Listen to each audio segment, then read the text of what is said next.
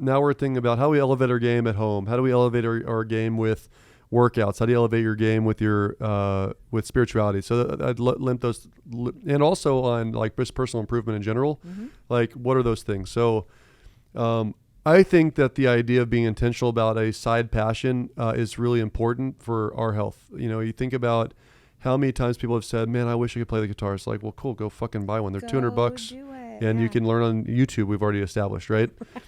So like, stop talking about the things you're gonna one day do and like just start doing. I care so little about the talkers and the dreamers. I just don't. I love dreaming big, but only if I see actual actionable items being taken, right? And so the piece there becomes, what's the goal or vision? What is the plan, and are you executing or not? Like, the number of times I've said, hey, you have no permission to bitch about your circumstance if you've done nothing about it the last 90 days. You know, I'll give you a great aside. This is a business statement because all my coaching students have heard this before in the past. It's like, hey, the first question I ask every single coaching student, every single call is, outside of how are you, is what's the biggest issue in your business today? And so I'm just going to ask you guys. So what is your biggest issue with yourself? What's your biggest issue? If you're listening, jot down something, like anything. What's the biggest issue with yourself? We all have a big hole. So maybe you're not an ideal weight. Maybe you haven't been to church, or maybe you don't believe in God, or maybe you're not in a great relationship with your spouse, or I don't care what's your biggest issue, right? So the follow-up question always is, cool, what have you done about it in the last 7 days? Yeah. What have you actually done about it in the last 7 days? So if you're in the camp of, well, actually I've done A, B, C, D, and E, kudos. Then you just haven't done it long enough, or it's just not the right plan. So let's relook at the plan and see if it's the right plan to fix the issue, or if it's the right plan, then just requires more time. So don't give up. Like, keep kudos. Like, just keep grinding. Right. If the flip side is, well, this is the biggest issue of my whole life, and I've done nothing about it, well, stop bitching then. Do you ever hear people say, I don't really care about fixing it right now?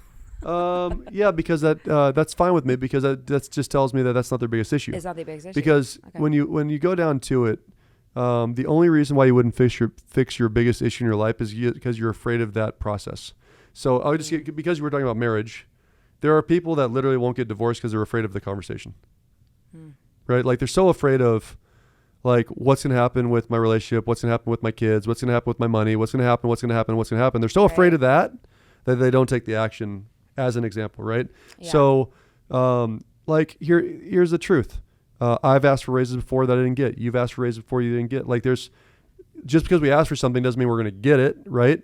And so, but I'd rather ask and like find out how to get there eventually than to never have the conversation. Yeah. And so, there's a billion memes that we don't need to quote that basically say, like, it's way worse to have tried and not succeeded than never try at all. Right. Right. There's a billion versions of that. And the problem is that, the full 60% or more of the world is fear-based. Right. And so that fear is overwhelming, and they're not willing to do it. Or take that first step. They're so afraid. And I think too, this ties into timing. Like, I am just such a freak about timing is everything. Like, I just don't believe that there's a lot of coincidences. I think that everything happens for a reason, and timing is a huge piece of that.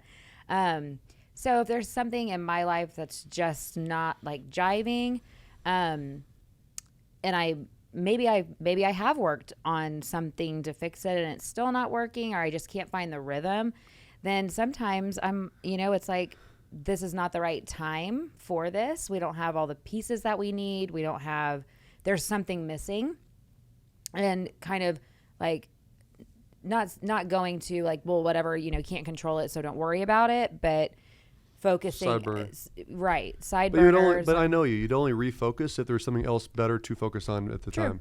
Yeah. Like, so the timing, like, I can give 100 examples with you, like, because you're really good at this. So, CRM system, just for business. It's a great, easy conversation. So if CRM is a client management tool, basically, and it's a way to keep in touch with past clients and follow up with agents and things like that. It's something we use. And we've never been a tech company ever. We're a relationship company. And I love talking to people, and I like belly to belly, and I think that people work with people they know, like, and trust, and I'm fine with that. And I don't, quote unquote, need a CRM system, except that it helps your business, it helps your relationships, it helps maintain those relationships that you say you care about. So we had to It leverages time. Leverages time. It's all there's so many time, benefits. So we finally took on the monster, right? It was like, hey, Bryn, like, how fast do you think you can do this? Like, I think about 6 months. And about 9 days in, it's like, no, it's going to take about a year. It's like, well, let's, I didn't push that because I knew that Bryn was working on other things that were more important to our business at the time. And so it's like, that's what she means by the timing's not right. We don't have the pieces. I need more knowledge, need more time with our developer, need more, like there's a lot of conversations that happen. And so that was good clarity. Like, you would only ever do that if it's not the biggest issue. Yeah. Right. But where I lose interest, I lose interest with people that, they will complain about something, and there's generally speaking or like the ship is sinking and they won't go find a rock. Great example. I hate this for people because people die all the time from this. My side's been hurting for 9 months. Well, have you been to the doctor? No. That's terrifying. Why don't you want to go to the doctor? Well, because I'm afraid what they'll find. It's like, well, fuck, man. If it's not getting better, let's fucking go to the doctor and do something about it, right?